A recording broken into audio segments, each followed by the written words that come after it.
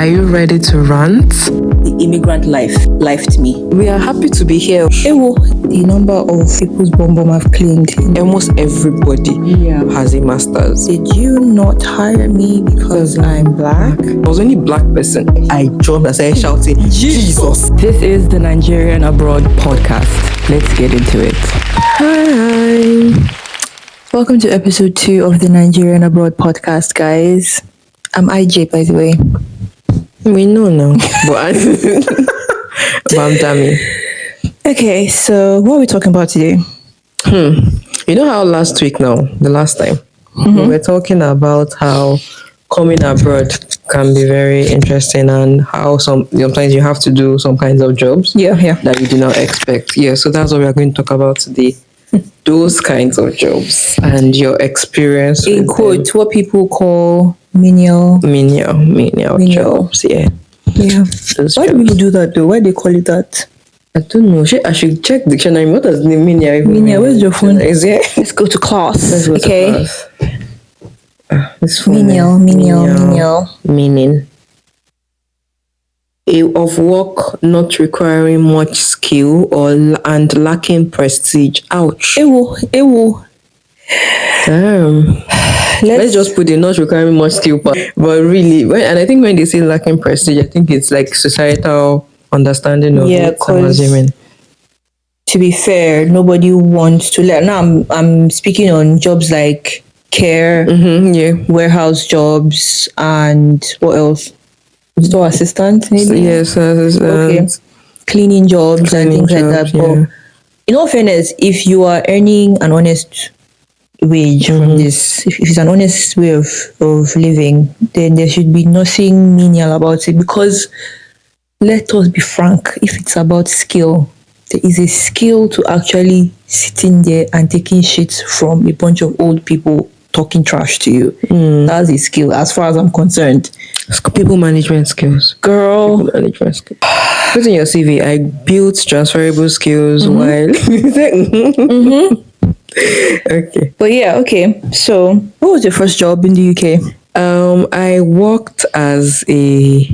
What did I do, Seth? My first job, I worked as a project worker with an agency, with a care agency, but I never really did care, like personal care in the sense of care. Yeah. So I worked more with like homeless. I worked with one homeless organization like that. So I was like doing a lot of admin stuff, A&R, I think assessment and rehabilitation. I can't remember what it means, but just admin, computer stuff. Yeah. Okay. Oh my gosh, I think there are some jobs I did that I'm like, I need to erase that from my memory. But my first actual job in the UK, and I'm saying actual job because I used to be like the student ambassador for my university, but that was during COVID and I didn't really earn much. But my first actual job was, I used to clean apartments. That was the first one. It was really hard to get a job because I came into the UK October 2020. That was the heat of the lockdown.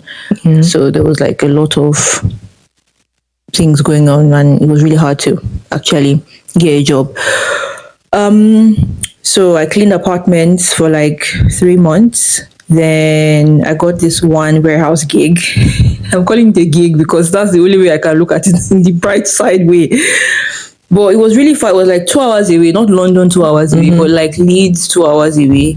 And then I did one shift and I ran away. And I'm like, maybe I'll have to die in the UK, die of brokenness. But I'm never going back to the warehouse again. Bro, anybody that's a warehouse worker, I really salute you because that thing is back-breaking, soul-wrenching, gut-sinking, everything. And then I eventually moved to care. And I think I stayed in care for a year and then I moved to where I currently am. But it was a journey that I did not see myself doing. I mean, I moved with the mentality like, I'm not going to clean anybody's bomb. That was me. I was like, I'm not doing that. And maybe I would have gotten like a job the moment I got to the UK if I did not have that mentality, because I think care is quite easy. Not quite easy, but readily available. Let me say that. and Well, there's let's always, say at the time when we came, yeah, yeah. because now it's hard though. But yeah, now it's hard. I'll talk about that later. But I just had this mentality that I can't do that. I'm not doing that. I'm far above doing that. And next thing I was thinking, look at me now. But yeah, that was an experience, and I I know there are people who come to the UK and they come to UK for work, so it's like tech straight. I don't like those people. Well, Okay, but you said I don't like I'm really those beefing people that just came and they just work. I'm like, I'm working. What do you do? Tech job name something. But anyway, I know there are people who actually come and their jobs are not as in quote horrid. I'm saying horrid because most people who move to the UK and do care or warehouse jobs or cleaning, they did not have prior experience. They were not doing care in Nigeria. They were not cleaning in Nigeria. I met a couple of people who were like lawyers, doctors, or Yeah, something like yeah, that, and yeah. they're just doing this as per condition. And for a time, I had a flatmate who planned out her life. 6 months, she's like, I'm doing care for 6 months, and then I'm going to get a job, and she did it. So it's not something that people plan to do. To get into, yeah. They just find themselves doing it because one, it's consistent, two, it pays well, and three, it's not all that hard to get it, at least at that time. At that time, yeah. About now. Yeah. I think my major experiences with job applications would have just been rejections and not knowing how to handle just like I said, I was mainly looking for a job for experience sake, Yeah. and not necessarily for to survive or any of those things. Must be nice. That was shady and like well intended shade. I don't even feel bad about it. Anyway, moving on. So I was trying to get nutrition jobs mainly and dietetic jobs because I want to run my own clinic. I want to get so I was just getting rejections and rejection. I was like, why? And there was one that I thought was really good and the interview was so good, and I remember, and I'm like, okay, it seems like I've gotten one. And they came and said, oh, sorry, there was someone that had a more fitted experience in I hate when they say something. that. And the woman that called me back, she said, we really liked your interview. And she kept saying it in a way like she's apologizing that she couldn't take me. And I'm like, that doesn't help me. Maybe one of the scenarios where she was one of the people who wanted to get you on board, take me, yeah. She was like outvoted or something. Yeah. And there was one that I attended, I'll never forget. They told me after my interview that I came on too strong. Okay. I'm like, what does that mean? Then she's like, oh, it means that maybe you should apply for a higher role. I'm like, okay, cool. Okay. Give me that higher role. Then she's like, oh, no, it's not available in this branch. Okay, cool. Inform them in that branch, because that day I was upset and I didn't even care. I was like, inform them in that branch that you found someone that can take this role and let me get into it. And she's like, no, you have to apply again. Then I went on that website for that branch, and the job was closed. I was mad. That day, I called my dad. I broke down. I was crying. I was like, Dad, what do you mean that I'm coming not too strong? Am I do this? I was crying. He said, don't worry. That he said he has heard that kind of thing before in an interview. That day, I had another interview lined up. I didn't attend. I just stayed in my room and cried till I slept off, because I was just like, what do you mean by I'm coming? And I was the only black person. It was a group interview. So when you say when I'm coming on, it's like, because I'm the black person, I'm coming on too strong. God. No. It's something that we think about, like, unfortunately, if I walk into a room, I'm already like, how many black people are there? Yeah. How many? Like, so if I don't get, let's say if it's a job interview, if I don't get it, I automatically think about it that way. I automatically say, did you not hire me because I'm black? And generally, we acknowledge that sometimes people, like, regardless of race, some people are actually more skilled. Yeah, definitely. Yeah. Just as sometimes it feels like, is it because I am black? Yeah. I have a friend who told me that, I know I'm the diversity hire, and I don't mind. But like, if that's what gets me into the room. I think I said that to a friend of mine. She definitely was the diversity hire, and she was complaining. And it's not this her being diversity hire was not like anything regarding her skills. She's amazing. But the company just needed that whole, oh my gosh, we have black people too. And she was worried, and I was like, girl, look, you're good at your job. Prove to them that you are more than the diversity hire. I mean, eventually she outgrew that position and was now training people and all of that and things. But I feel like Nigerians don't care about no diversity hire shit. Like, like at least they hired me in the At UK. least they hired you. At least I have a job. And there was one very validating experience that I had. Sometimes, and even me, I know there's some rejections. It's me that brought up for myself because some jobs I applied for. When I sit down and tell me, why did you do this to yourself? So there was one I applied for. It was like a part-time lecturer, something in nutrition. Ooh, And I got called for an double interview. ew. And I was like, I called my dad. I was like, good night. Yeah, I You get know, that. I get yeah, that vibe. so- I get that vibe. No, it was very validating. Anyway. Yeah. I also think that another thing, unfortunately, that immigrants have to deal with is they tend to steer towards job for the sake of visas, Okay. for the sake of remaining. Like, look, as an immigrant, unfortunately, or maybe definitely unfortunately, you think about your life, like your life in the UK, or I'm speaking just UK because it's the same thing everywhere. Like it's like I don't say time bomb because time bomb, but basically like it's ticking. You're like, my time here, I have these days. Like, you're counting down. So everything, unfortunately, has to do with your visa. Yeah. Every single thing.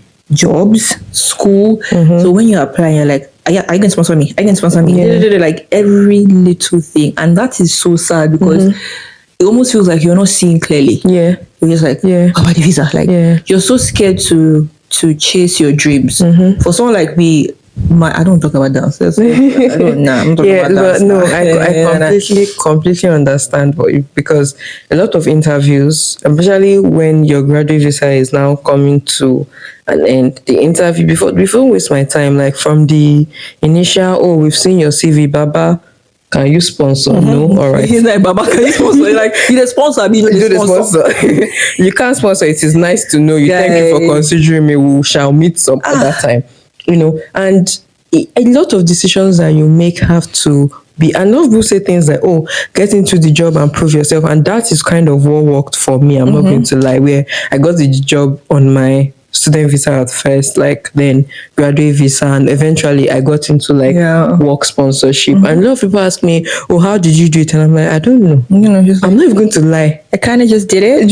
Like, you know, it's not me that it just happened. And sometimes we can say, oh, it could be messy, but honestly, people say, how can I get it? I mean, so I don't know, my dear. There's no way to replicate. You don't know how it happened. Exactly. It's not like, oh, I was. Not all companies are the same. At the same, exactly. Yeah. But yeah, that visa conversation, like, it really irks me because I don't know. It's just unfortunate that literally everything you come to the UK to let's say study, and then you're like, okay, you got in 2 years, and then we came on the graduate route via WDC. They're like, come, don't worry, you get 2 years. You get 2 years. Scam.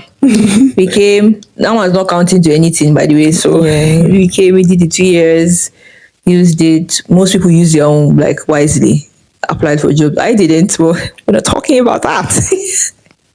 Anyway, and then people, let's say, get sponsorship, and it's just all about that. Like, I remember thinking to myself, why is it just about this visa? Like, you talk to somebody and like, what visa are you on? Like, that's the first conversation. Yes, like, yes. Yeah, so you talk to somebody and you're like, what visa are you on? That's like the first thing. That's the first thing. Or it's like somebody's ranting about their plans and they just say, okay, after student visa, I'm not going on graduate route because it's not going to count towards IR. Like, they're already thinking far into the future. And somebody would be willing to take an absolutely shitty job. Yeah. Like, not a job where you're like, I need to man up and be mature and actually do the things and pay my bills. No, but an absolutely shitty, toxic job just so that it can count towards your ILR and everything. And I'm like, But you don't even like the UK. Like, well, maybe they do, sure. Yeah. But they're planning to live here. Yeah. There's something I wanted to say that sometimes, you know that thing when they say people are asking you for your visa status. Sometimes genuinely it is the reason why people ask is so that they can plan their marital prospects. Say it's like tactics. This thing is tactics. Let's know Because now. let's know. Are you so someone coming on a graduate visa and it's not like sponsor that nah dear, that's Yeah, my so that's relationship. I- That's fact, the when we need to talk about dating in the UK. That's how I'll tell you my story. I only have like a bit because I'm not wearing my wedding ring. Jesus. Please, if your husband should ask me questions, I don't know why you're not wearing your wedding ring, bro. I was going to say because, but the moment has passed. But dating in the UK and then being on student visa, and I think I remember that the person was saying, "Oh, when I was coming here, Guy, that me also suffered. when I was coming here, I wanted to be with a British person." So, and I'm like, "So why did you not come and toast me? Like you saw me sitting, I was He wanted genuinely on my something on the own." side. He was clearly telling you that, see. yeah. So you're scared sitting on my You own. want to be side or not? God forbid bad thing. But like I just feel like that thing is so big. And I've even seen people say things like if you are British, run away from people on student visa out because they are looking for But then there are genuine people who fall in. sure. I mean, if you're a student, focus on your books. Sure. I mean, sorry, there's probably a genuine person watching right now. I'm sure that you are genuine, so I apologize for what I just said. No, focus on your books. No, focus on your books. But Now, hard anyway, masters is. so that visa conversation is it's every conversation, everything, every decision It's that the same you way British make. people talk about the weather. Weather, exactly. We talk about what visa are you on? What visa are you on? What are you planning to do? Yeah. I got a visa is almost up, yeah. Guy, and it's like your heart is Do you understand? And it's always yeah. It's not congratulations. like congratulations, you're going back. Yeah, to no, it's Nigeria. yeah. You're going back. We'll be in touch. Can I talk about something? This is very random. But my former flatmate, she came to the UK as a student, obviously, but she was also she had a scholarship. So the scholarship all paid her fees and then give her like I'm not sure is it a monthly allowance or like every 3 months. I can't remember, but she was on an allowance. And then she was talking about how I think it was a UK scholarship body that did that, and then she met somebody also who it was Nigeria that was giving them the scholarship. Of course, Nigeria comes with grant. Yeah. Tell me why the person was giving the was it Kaduna government or something that was giving them their allowance in naira. Like so, if dollar fluctuates or something like that, so let's just say, I don't know if this is the amount, but it's like 100K a month. Whether dollar has risen or not, It's still 100K naira. It was still 100K. Jesus. Oh my god, I found that so funny. It was just very, very random. I'm like, so when I would apply for like a PhD or something, and I will look for funding, they'll be like, oh, apply to your country and see if there's any funding available. I'm like, sorry, I'm not doing it again. Because I don't know. First of all, it's dance. Second, like, who's going to sponsor dance? Yeah. Like, I mean, let me not be too pessimistic, maybe. But I was just like, I beg. So, yeah, that was just a little side bit that probably did not matter. But Obviously, it did matter. I think it even affects the things that you can do. Like me now, I want to do MBA. Every one of you already know I like school. yeah. Right. Oh, we And- both like school actually. Oh, okay. So I want to do an Like school too. MBA. First, like the idea of businesses is just intriguing. That's by the way. But I also have to consider the fact that I can't do a full-time study because I'm not a citizen. No, So it has to be part-time. It has to not affect my work. It has to be online. It has to be this. It has to be that. Then in all of that, have you seen how much MBAs cost? When you finish, let me say my own. Because Have you seen how much MBA? I'm like, I don't have this kind of money. my now. good sis. Hey, God. So I have to just have to wait till whenever ILR. You're thinking about the visa. Exactly, your future Jesus, is kind of Jesus, on hold, or you think you want to do Jesus on hold because of your visa. It's the reality of things, and it is what it is, and yeah, It is what it is. It is what it is. What it is. You're going to say Okay. something. I know I said I'm not ready to talk about dance, but bruh, no, I feel too passionate about this. too passionately about this. So, for those of you who don't know, I'm a dancer. I try to dance sometimes, and I was quite good in Nigeria.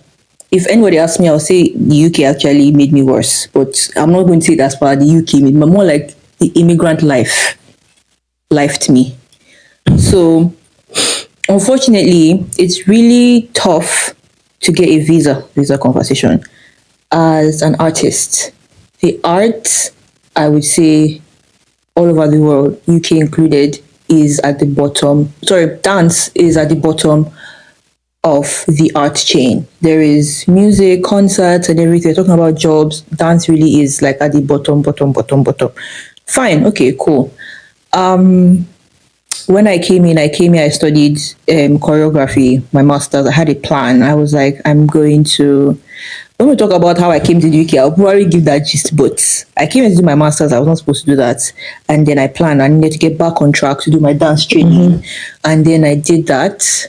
But then life as an immigrant, because I was thinking about visas, so I switched from my student visa to a graduate route. So while everyone else was using their graduate route to actually look for a job that will sponsor them for after the 2 years, I was using my graduate visa to go to dance training and work care part-time.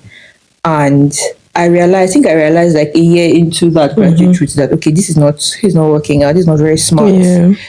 Because even if dance actually worked out, there is a very slim chance of me getting sponsorship from dance, because how was it going to work out? I was going to get gigs and probably do a lot of videos, and I don't say a lot of my dreams, let me not sit on here, but even if it did work out, there was just going to be a very slim chance of a sponsorship coming out of that. So I thought about it, I'm like, I can't use my graduate route to keep dancing. Even artists in the UK, dancers especially, have a part-time job because it's not so consistent. So me, I'm an immigrant. I should not have two heads and say I can do this thing. Dancers, I met a couple of them. They would have a side gig. They will have a gig to go to and everything, but they will be like working in bars and everything, because obviously they can't do a full-time job. So they would dance on the side because it's their dream. I just want to say that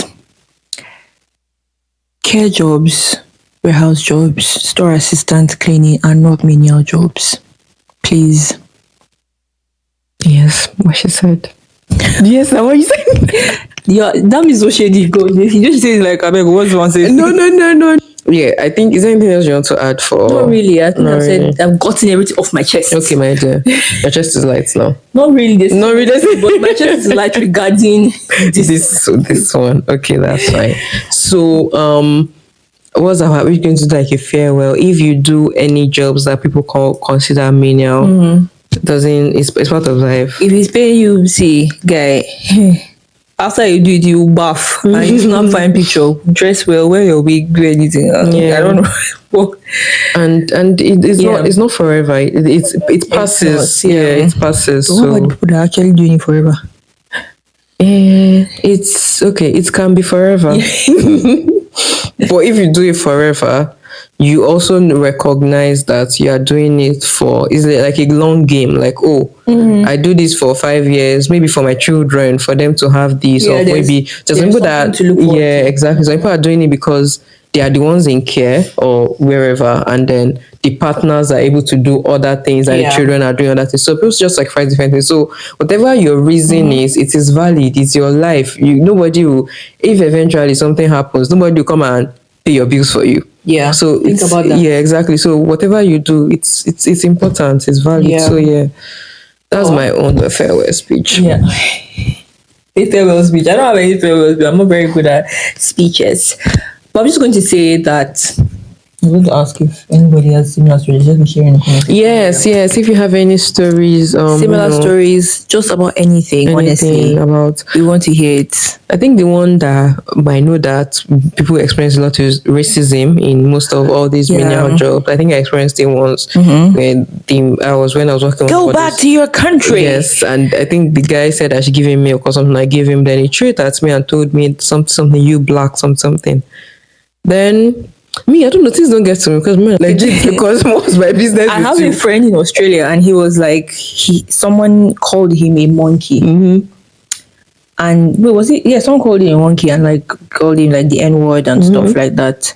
And he said he was like, that is, if somebody say "oh there" to him, Do you understand? he would be like, hey, says Yoruba, says something back. Like that's the thing. Like if somebody says, maybe because we are Nigerian, Yes, exactly. I think it's because we didn't grow up here. so we don't have that mentality. I mean, we understand it's wrong, and if Yeah. somebody is being racist, I will speak up.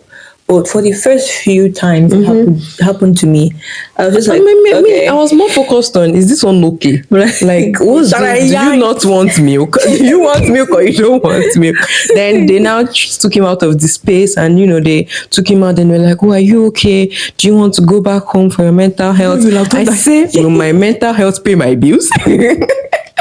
I'll stay. I'll do the shift. Don't worry about me. Unpaid going home. Unpaid going home or agency now. Okay. I say, yeah, will you go home? No, my dear, I'll sit down. No. Are you okay? Very, very. So they would dance because they're passionate about, not that it pays well, and then they needed to pay the bills, so they would go do bartending or some kind of waitressing or some kind of side job just to pay the bills, keep the lights on and things like that. And I thought about that. I'm like, I don't think I want that to be my life.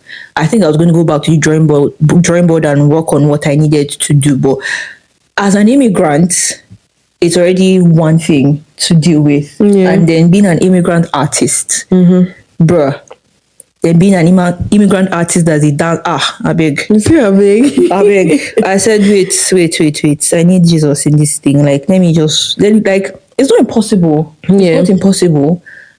I've never seen anybody thrive in it. I've seen dancers thrive, but I've never seen an immigrant dancer. Like, there's just too many things to worry about. If dance was that career that you could get sponsored for doing this and this and this, sure, then yeah, you can actually pursue what you want to pursue. But still that same conversation of visa.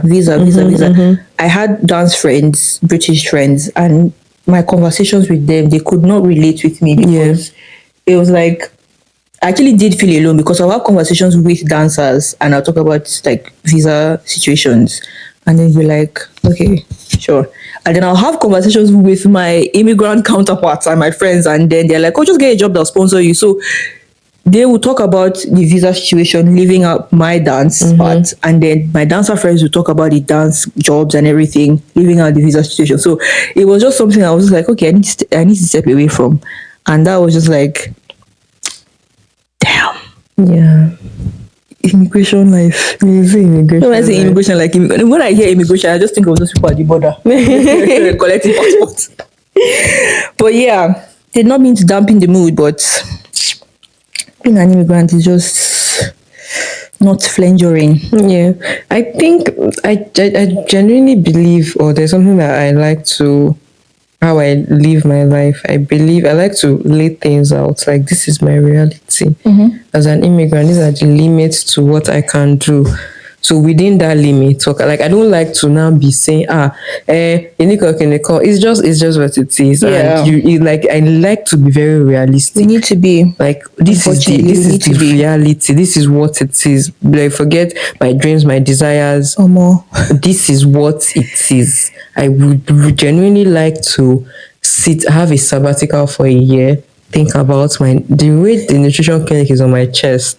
I want to run a nutrition clinic, but I've realized that might need to take a step back, or I might need to spend less time on it. And what I've learned, I don't know if this is a good thing, but what I've learned from this experience is I should not be in a rush. Yes. I should not be in a rush. I had this whole thing, oh my gosh, I'm going to the UK to dance, like one of the first few people to actually apply to a dance school. Get accepted, by the way. Like, I got accepted to like 5 or 6. And I was like, bro, okay, get accepted. And I was like, yes, that's what I need. And then I'm done. But I think it was a teaching. I don't agree with the way it was a teaching moment, but I think it was a teaching moment for me to realize that, not that you have time, but don't be in a rush. Yeah. Try and enjoy every bit of your life, but also appreciate the fact that things take time. Yeah, things take time, yeah. And you're just learning from every bit of it. And otherwise, you would end up in a phase where you're having joy in retrospect. Like that happened Yeah. to me where it was after I moved out of London, I was like, wait, I lived in London. I don't know what's fancy about that, but okay. You learn to live in the moment and also still plan, obviously. Like there should just be a balance of this is my reality now and Yeah. and planning for the future, but not being crippled by worry. Yeah. Because honestly speaking, the thought of, oh my goodness, I might be leaving this country soon. Because a lot of people who come to the UK are their family saviors. Yeah. And they actually, unfortunately, have to worry about their stay because a lot of people back home are relying on them. But if you look back, you just think about how much you spent your time doing shifts, back to back shifts, and I don't know, like it just you now wonder where your life just went. Yeah, exactly. I wanted to say something. Maybe people say that. Say it. I wanted to say that if anything happens and I have to go back to Nigeria, my biggest wait, let me finish. My only, or wait, hold on. My biggest concern would be, have I saved up enough money? Yeah. Because I feel like, which is another thing, when people say, oh, people are earning in pounds. My guy, we are also paying bills in pounds. Anyone that said that thing to me. So I feel like people say, oh, damn, you are rich or you are balling. I'm like, you people. But you are balling, though. That's an assumption. I don't know what it is. I don't know why people have that assumption. I feel like that. I'm not balling. I feel like I don't even have.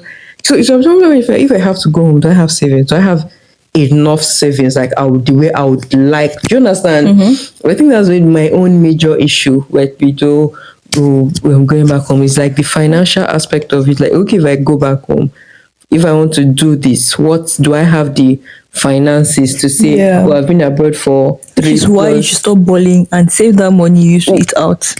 That's the whole point of this. Save that money. Ball. Even that eating out. I mean, when last you see me eating out? Honestly. That Saturday of the shoot. What did we guys? Burger and fries. That was If you had saved that 14 pounds. 14 pounds. 14. How much is that in Naira? Calculate it. So can you imagine? That's not please. That's not eating out. But I don't even thought as much. And I don't even thought again. Not even as much. I didn't thought again because like I need to save money. God. These are my own major issues. Like people have different issues in life. Yeah, have a family. My issue is I need enough money to be able to go on vacations, right? And also still have like You see when people complain 10K, is that me you're talking about? I still have like Just money for vacation. I still have like a nice level of savings. Those are my own worries in this UK at this point. But I'm glad. But I mean, jokes aside, it took 3+ years to get to a place where we even feel now I can only be worried about savings. Yeah, do you understand? yeah, that's true. Yeah, so jokes aside, it's a lot. Is the reality of being an immigrant? You know, plenty. if you just want to create tension in a room full of immigrants, just bring up visa conversation. That's all you need to do. It does start with, how did you come here? For some people, it's very traumatic. Or what's going on? Like, especially if somebody's time is basically almost like, what's going on? They're just like, I'm applying. I'm like, and honestly, I understand that situation. Like, I wouldn't say I've been in that situation because I've always had, like, let me say in quote, a safety net or something. So this is my turn to be privileged. Ooh, okay. But I will not say that. No, I will say that at some point I have felt that tensed moment, and I'm like, okay, sis, if this doesn't work out, where are you going to go? Like in situations like that, I'm like, how is it that our life is just reduced to PRP? Maybe BRP visa. A lot of people are getting into these like care visa scams, like they are getting, they're becoming victims of paying so much money, and then all they have is a PRP. I don't know anybody that happened to. Yes, but then I don't know anybody that happened to. I just see it on the internet. Joe, nobody should ask me any questions. Before they not before they not do. What they call ICE in UK? What's ICE people's name? I don't even know. As in, who is that person? I don't know. Who is that? I don't know. I just know that I've heard people, I've seen the trend on the internet where somebody will say, maybe especially on TikTok, just see somebody random talking about that. Somebody will say, I beg go, we've not gotten shifts. We just have visa.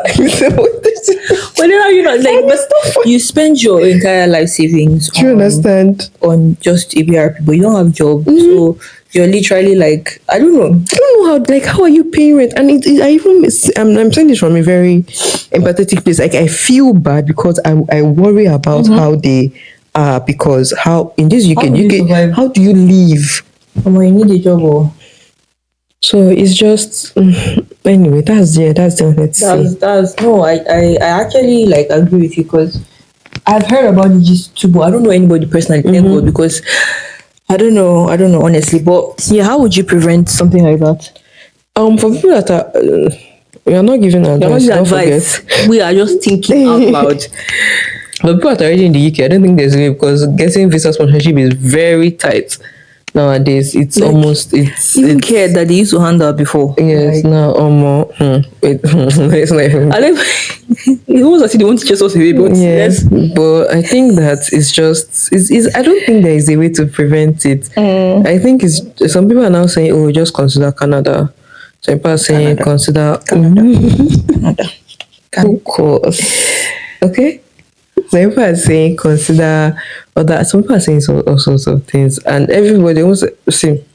I don't know, because I feel like it's so easy for two people to sit down and say these are the things that you should do to avoid these scams. Is that the reality? Is that how life goes? It is so easy so we can't just sit down here and say, so take step one. If the person asks you for money, because that's what gets traction. That's what gets engagement. Yes. Everybody wants to see that. That shade somebody. People always say this is how you get visa. Okay, but let's say it. So step one, when they ask you for money, run. Say no. After that, say no. Run. No, not say no, because they were like, so you have money and you say no. Please, we are kidding, and we don't even know anything. So just share your experiences. Thank you, and anything else you want to say? Peace out. As in peas. Like peas, like British fish and chips with peas. Why? Peas out. Bye, guys. Bye.